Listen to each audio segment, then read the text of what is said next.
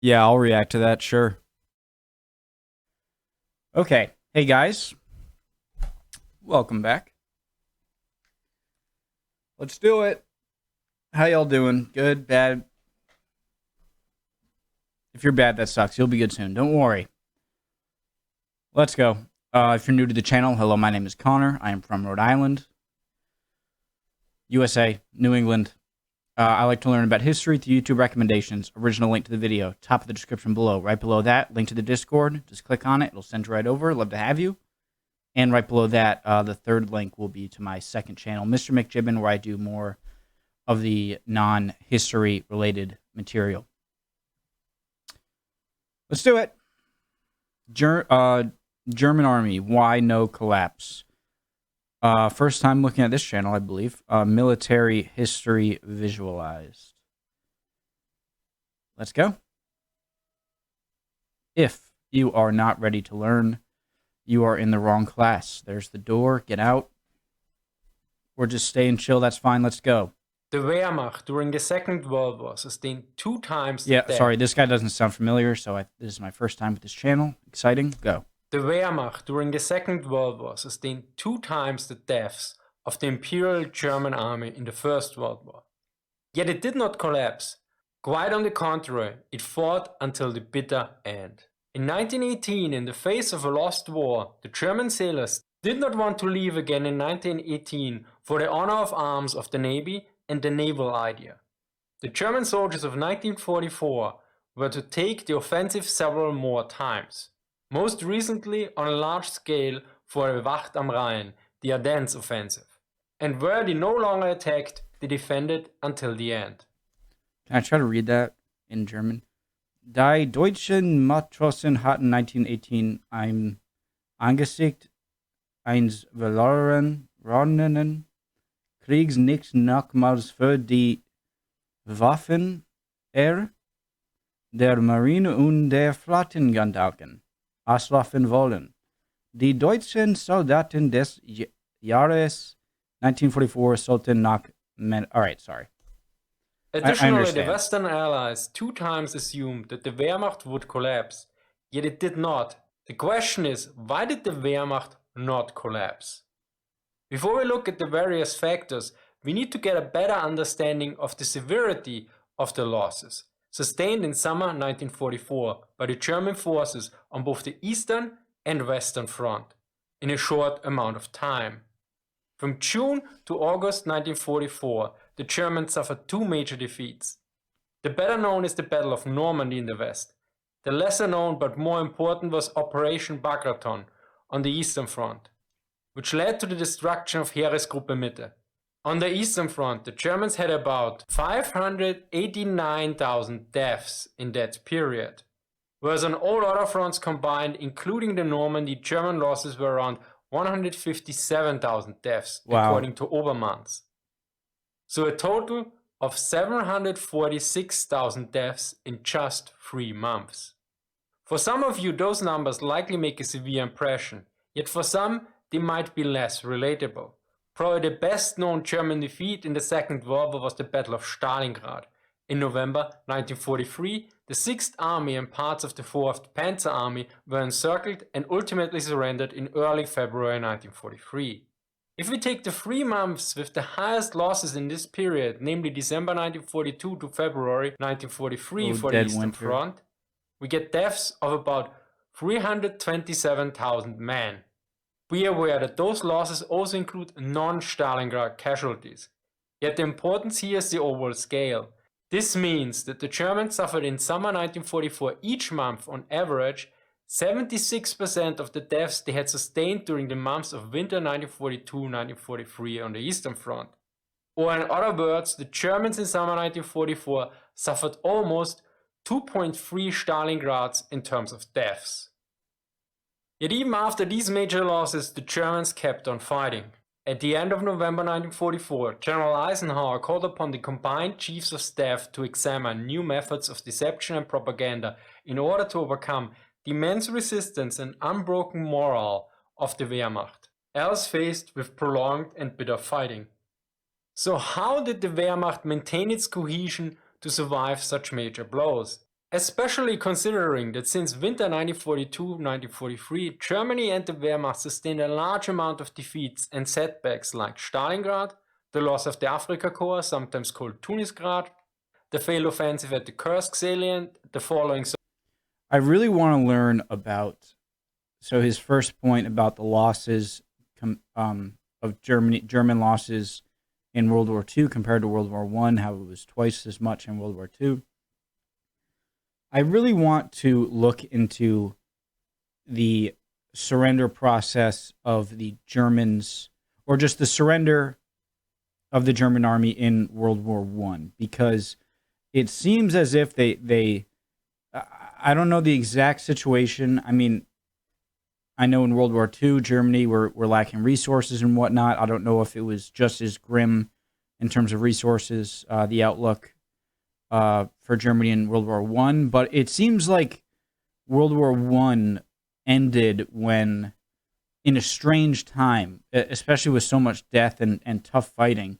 I would have expected it to end in a more suicidal fashion, down to the last man. And I got to learn more about why exactly Germany surrendered in 1918, after World War I.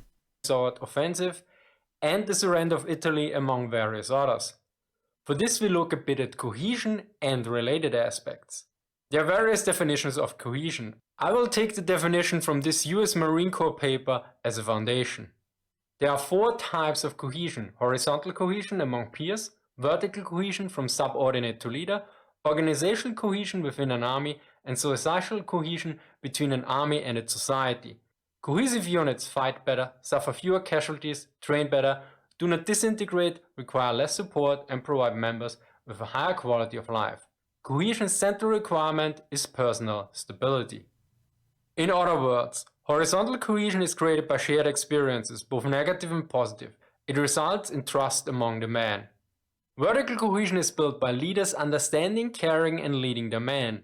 As such, subordinates trust their leaders.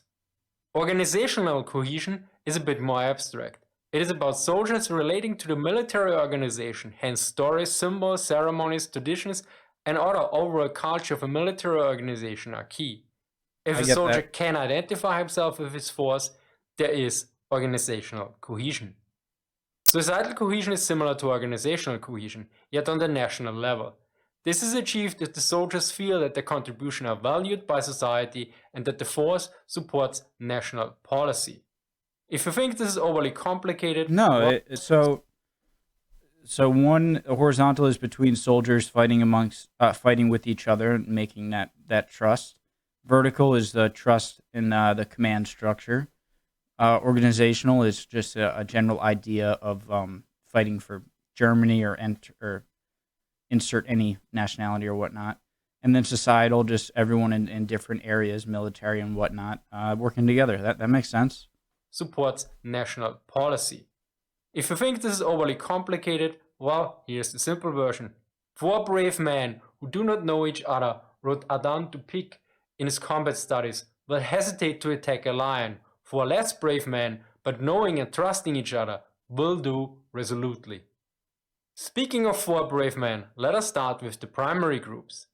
These are usually considered to be the squad, platoon, and up. It seems like an obvious concept, but it's really cool when he puts it that way. To company. So in terms of manpower, we are speaking about 10 to 200 men. Unlike the US Army in the Second World War, the German Army followed a regional organization, as such men in one division or even up to an army were usually from the same region. The intention of the Wehrmacht was to keep their core groups together, and they knew that it was positive. This guy looks very familiar. I feel like he's been on a documentary or something I've seen. And they knew that it was positive if the core groups would contain out of people from the same region, that they have a regional background, a regional identity, spoke the same dialect, etc. And they tried to keep that together. And they recruited only from soldiers to specific units from a regional from the same regional background. And they try to send wounded soldiers from a given unit back to that very unit to keep the core groups together. Of course, this did not turn out in every case, but more or less, and this was shown by Christopher Russ in his PhD, although the Wehrmacht had and suffered very high casualties until autumn 44, until autumn 44, the Wehrmacht was able to keep the primary groups, the core groups, more or less intact until autumn 44. After autumn 44, this structure on the horizontal level, this cohesion on the primary group level collapsed. But until autumn 44, the primary groups were more or less intact. I remember seeing in a documentary or something, maybe a YouTube video, but where casualty is towards the end of the war, talking 1944, even 45, of, like where you were used to this platoon of, there were a lot of racial things too. But at the end, they just stuck whoever they could to whoever they had in groups. So you had maybe an Ottoman soldier, or it's not the Ottoman Empire, a Middle East soldier who's allied or at least conquered by the Germans, and in the same group with someone from Bavaria who is also with someone from Finland and someone from the Balkans.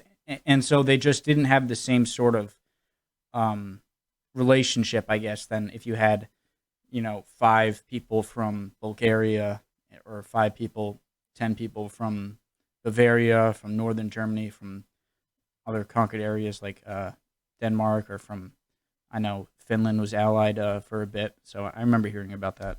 And so why are they so important? I mean, this is recognized, I think, by all sociologists also working on other armed forces. So the core groups, or primary groups, as we would say in German, are somehow a social retreat, a compensation for the family, a place where there is sociability and a very close interaction of people of, say, possibly a dozen, from a dozen to a company level. This is then referred as a core group. Very, very important. Comradeship is it is the life for comradeship, the place for comradeship. And the interesting thing is how important in these core groups, primary groups, was politics or ideology, Nazi ideology. And sometimes we think, this was the argument from Omar Batov, of the Wehrmacht driven by NS and Nazi ideology. And I think it's very clear that the currency of these core groups was not ideology or politics. And this is possibly true, not only for the Wehrmacht, but for, all armies in the 20th century. The currency of the core groups, and this was shown by bugged conversations of German prisoners in the Second World War, secretly bugged conversations, was sympathy, the role of a given person in this core group, and military competence. It's very much military competence. If somebody was a brave soldier, a competent soldier, who won medals, etc., he was renowned in a very positive way. And this was the military competence, sympathy, of course, personal sympathy, the role in the social group. This was very important for the cohesion of the core groups. And on the other hand, it's then clear if people... I don't really know what he means there. Sympathy, of course, personal sympathy, the role in the social group. This was, very important for the cohesion of the sport. He was, renowned in a very positive way. And this was the military competence, sympathy, of course, personal sympathy, the role in the social group. This was, very important for the cohesion of the core groups. And on the other hand, I'm not exactly sure if he's saying like someone who is very decorated or very a great soldier should not be put in a group with other people who aren't as great soldiers as him. I'm not exactly sure, but we'll continue. It's then clear if people doesn't like each other, or if members of the core groups were incompetent in the military sense, the core groups would become dysfunctional. Generally, the primary groups are considered essential by many for the durability of the Wehrmacht in the Second World War. This goes in line with the Allied military intelligence observation during the war as well. Allied military intelligence had already concluded before the end of the war that it was not the higher segments of the German officer corps, but the German enlisted ranks and group leaders who showed higher morale in this war. The readiness to fight was still high among the simple soldiers of the Wehrmacht at the time when the certainty of defeat had long since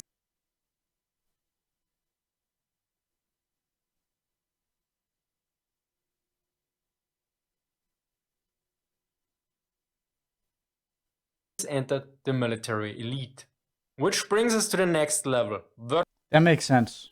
So the lower down soldiers were much more, ready to fight because they were much more ignorant compared to the higher ups who could see where the wind was blowing and that, defeat was likely. So they fought less. The trust of the soldiers in their superiors. For the Wehrmacht, the system worked from the data we know. Some of it is based on... I just want to say, I'm usually not good at learning like this, but I've surprisingly very much enjoyed this so far. Like, I'm a very visual learner. I'm not the greatest learner. And this has been much more of like a PowerPoint, something that you might see in a classroom type video. But I've enjoyed it a lot, and I've followed it, which surprises me. German soldiers For the Wehrmacht, the system worked from the data we know. Some of it is based on German soldiers in US POW camps that were questioned. 75% of the soldiers were satisfied how they were treated by their superiors. More than 60% of the officers received a good rating. For the NCOs, this rating was even above 75%. The general guideline was that the superior had to use both care and discipline for his men. Although during the war, the discipline was mostly focused on combat discipline. Other elements like taking care of the uniform and military greetings were given a bit more slack. One new officer noted that one company commander used his dagger during a meeting to clean his fingernails. He was not amused by this performance of personal hygiene in a formal setting. In overall, pragmatism seems to have dominated over discipline, as Professor Neitzel explains. Sometimes we think the Wehrmacht, was an armed forces where bullying was widespread, and we sometimes see this in films, etc. And I think the Wehrmacht developed itself very much in the same way as a lot of other armed forces, Western armies in particular, that at the front line, formal discipline became less important. And it's not comparable to what happened on a barrack yard. So I think this was formal discipline, very important in training, but not at the front line. And I think makes sense. In the case of the Wehrmacht, that the average soldier, they trusted their officers because these officers were not bullying them, more or less. Of course, there were cases of bullying, but overall. And there were the same rules for all soldiers in the trenches and at the front line. There was no exceptions in terms of food and going on leave, etc. It was the same rules for everyone. And we know that in the First World War, there was hate on German officers being in the rear areas, in the headquarters, etc., and having a nice life and not sharing the dangers of the front line with the soldiers. This did not happen in the Wehrmacht. The Wehrmacht was very successful in constructing a social cohesion and saying we all share the same destiny, more or less. And there's no difference no big difference between the officers and men. This goes especially, and I know it's just a movie, but watching Das Boot, great movie, amazing movie. Especially true on something like a submarine, where it is literal that, our fate will be the same if the submarine goes down. There's not this special captain's compartment. And so it seems like formality would really get lost on something like a submarine. So there was really a very strong, you could say a band of brothers to a degree, in the best way, in the Wehrmacht. And this is one of the reasons why this vertical cohesion was in the Wehrmacht so strong. Something that is often mentioned about German commanders is that they led from the front. As such, they were with their men in combat but also in death. As the statistics suggest. Neitzel points out that from the 3,191 Wehrmacht generals, 849 were killed in action, died as prisoners, or committed suicide. This meant that the chance to die as a German general was 27%, whereas for all other German soldiers this was 34%. Wow. Gräfer looked at the casualty rates of German officers and noted the following. Early in the war, therefore, an officer's chance of getting himself killed was twice as good as that of all military personnel. By 1944, since the proportion of officers in the army as a whole had fallen to just under 2.5%, it still stood at over 150%. This relative predominance of officers among the dead holds true for every single campaign that could be examined. And So it's not just a fluke. It's not just a coincidence. There's something with the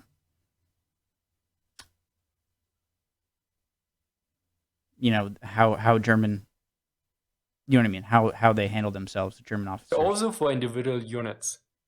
In short, this suggests that the German commanders generally did not ask for something they would not do themselves. At least when it came to dying, there seems to be little doubt about it. A key element for organizational cohesion, which is soldiers relating to the military organization, were the different Waffengattungen, the different arms of service. The Wehrmacht was able to create a strong identity among its different arms quickly and successfully. They distinguished themselves by different uniforms like the Panzertruppe, songs and rituals.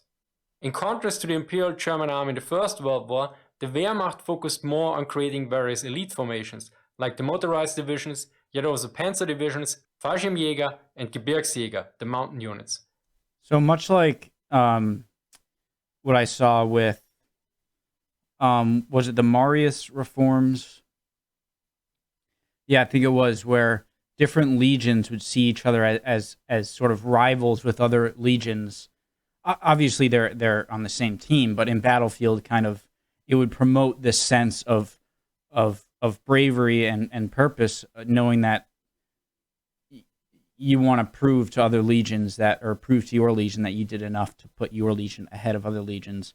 Just like there are kind of today, I've never been in the military, but I can see it in YouTube videos or some TikToks or YouTube shorts or whatnot.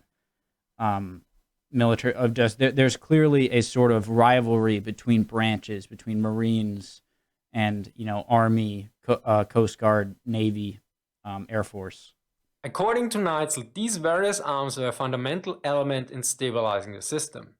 Another aspect is of course propaganda and indoctrination, yet these factors are quite tricky. Some authors consider them more important than others. Additionally, it is not so straightforward. Although the Wehrmacht and especially its higher leadership was highly complicit with the National Socialist regime, it was also not some monolithic bloc, as pointed out by Professor Neitzel. So one of the secrets of the Wehrmacht was that in this social unit, it was possible to integrate 17 million men. And these 17 million men came from a huge variety of social and political backgrounds. You have former communists, social democrats, ardent Nazis, totally unpolitical people, all acting and doing their job in the Wehrmacht. And so for the Wehrmacht, it was an advantage that they did not become a second Waffen-SS, that in the normal social life, politics did not play a major role, and they were able to integrate almost everyone into this armed forces. And even it's interesting because we even have in the Wehrmacht people from a non-German background. We have Poles, we have French people, Dutch people, etc., etc., etc. And all these people were integrated into an armed forces and just more or less try to do their job in a military way. So the most important currency of the Wehrmacht was military competence. And if you are competent, people recognize you in a very positive way. And it was not far and foremost politics. And by this, so to say, unpolitical currency, it was able to integrate even the former communists. They were not gone, they were still there. And sometimes even they disliked the Nazi regime. But oddly enough, they perceived the Wehrmacht and the Nazi regime as something different. Two sides of the medal, but two different sides of the medal. And they could be loyal to the Wehrmacht as a military institution, but of course disloyal to the Nazi regime. And this is one of the secret weapons, I would call it, of the Wehrmacht, that they were really be able to being perceived as a competent organization to whom one is loyal in a military sense. Furthermore, soldiers that believed in propaganda might have done this in some cases out of necessity. Of 50 Wehrmacht soldiers questioned who had been captured by the Allies in the battles near Naples in September 1943, a good half believed in an imminent counterstrike. The absence of the Luftwaffe, the lack of ammunition, and the transport problems experienced recently were all indications that an immense German reserve had been formed, which once thrown into battle would force the Allies out of Europe. German propaganda achieved over time that the Allied leaflets and other measures were more distrusted, and was able to paint a picture of a post-war situation that made Versailles look like a sweet deal. Additionally, the situation that there was not really an alternative might have increased the effectiveness of propaganda itself, especially since most soldiers were aware of the various atrocities committed by Germany in one way or another. As noted, a key element in both horizontal and vertical cohesion was trust. Trust can be built in various ways. One among them is to have a system that is, or at least seems, fair. One key aspect here is that recognition had to be earned. It was not handed out for free. Political background mattered little, what counted was military competence. This was expressed by a complex system of awards, cuff bands, and decorations. And unlike the previous wars, there were no preferences for officers. This is reflected by the number of awarded Knight's Crosses in World War II in contrast to the Prussian Pour les Mérites in World War I. The majority of Knight's Cross recipients were troop officers, not staff officers and generals. Although there was a strong focus on sacrifice and Todesverachtung, literally meaning contempt for death, in both nationalist socialist ideology, military orders, and military publications, for instance, the company commander is the bearer of the fighting spirit of his men. He pulls his company forward in the attack. He trains, educates for duty, and inspires daring and contempt for death. Awards like the Knight's Cross were generally not awarded for blind fanatism. This becomes apparent if one looks at the numbers. For death. Awards like the Knight's Cross were generally not awarded for blind fanatism. This becomes apparent if one looks at the numbers.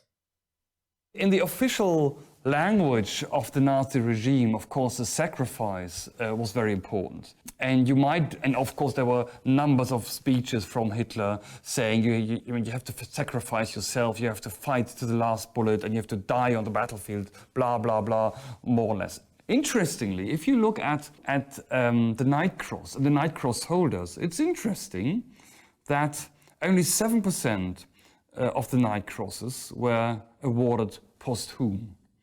So 93% of those soldiers who won the Knight Cross did survive, at least the award. They did survive the award. So they were not these people of fanatic soldiers who try to blow themselves up with an enemy tank or so. Sometimes you see this on paintings, for example, in Volgograd, in the Second World War Museum there is on paintings where Soviet soldiers blow up a German tank and of course will be killed. This is not the German view of what a soldier should do. So, and you could see this with the Knight Crosses. So the Knight Cross was a currency of success, of tactical success. They should be successful on the battlefield. And just blowing yourself up with a tank is... So I'm not well learned in military honors or decoration. But I wonder what the ratio of posthumous to given while living awards of like the Purple Heart is on a larger scale not a success. So, and therefore, again, it's interesting that the Knight Cross was not awarded primarily by ideological or political criteria, but after genuine military criteria. And therefore, you must survive. You must fight on, and you must have success on the battlefield, and that's the major currency. So that's interesting, and so in comparison to other awards, like the Victoria Cross, for example, the amount of awards posthum is much lower in the case of the Knight Cross. It should be added here that generally there seems to be the misconception that the highest military awards are often awarded posthumously. At least for the Knight's Cross and the US Medal of Honor, this seems to be very wrong. To quote from the homepage of the Congressional Medal of Honor Foundation, overall, only 18.5% of Medals of Honor have been awarded posthumously.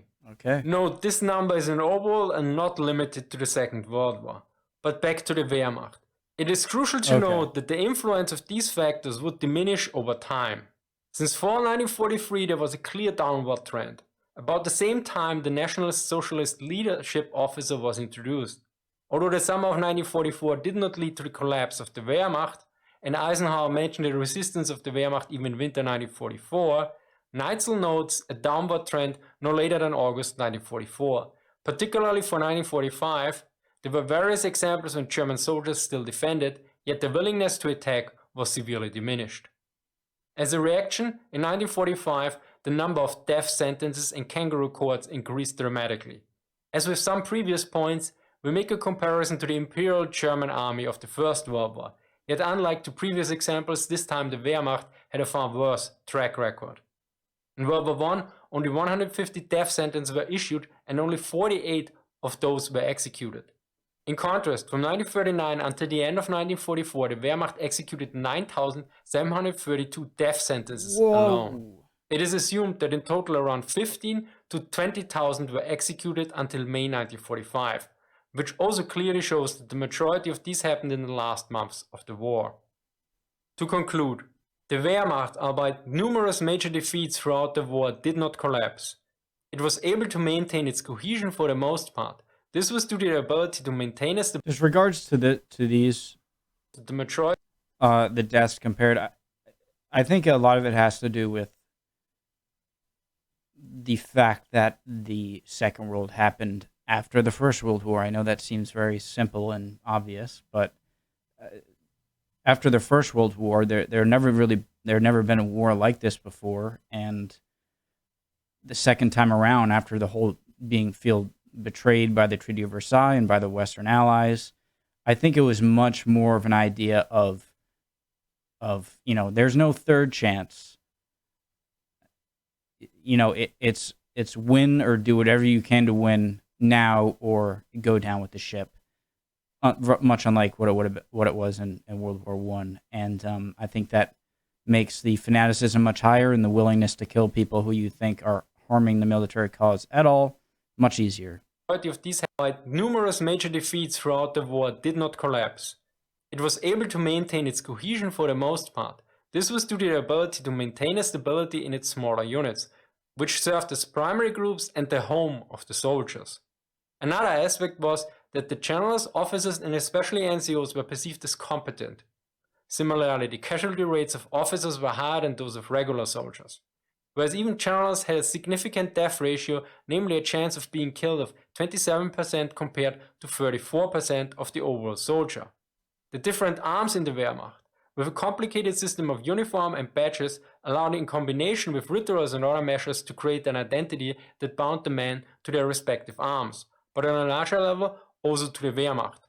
Propaganda and indoctrination also played a part, although its importance might be overstated at times. Probably more important was the rather rigorous military justice system. Whereas in World War I less than 50 men were executed, the Wehrmacht until December 1944 alone executed more than 9,000 men. In total, it is estimated that between 15 and 20,000 were executed until the surrender in May 1945. Big thank you here to Professor Neitzel for the interview and providing me with early access to his book. Thank you to Flo and Tony for providing close support from the forward operating base in Berlin. Special thanks to my Patreon and Subscribestar supporters. As always, sources are listed in the description. Thank you for watching and see you next time. Awesome video. Got a new channel to react to. It was in a much more, like, if I knew the style of video going into it, I would have been much more, be like, okay, I really got to pay attention. Because I love when there are just visuals and there are maps that I can follow with the help of the narrator, whatever he's saying when he's talking. And this was much more of like, I felt like I was back in a college classroom. And I feel like I handled it pretty well, honestly. And very cool. it felt shorter than 24 minutes, which means it was fascinating and very interesting. I know I've seen this guy before on World War II documentaries or some other history documentaries. So it's awesome that he got him. Great, cool, awesome. I might do a few videos on my other channel today. Maybe I'll do another history reaction today, but if not, I'm definitely back tomorrow. See you guys then. Hit all the buttons. See you then.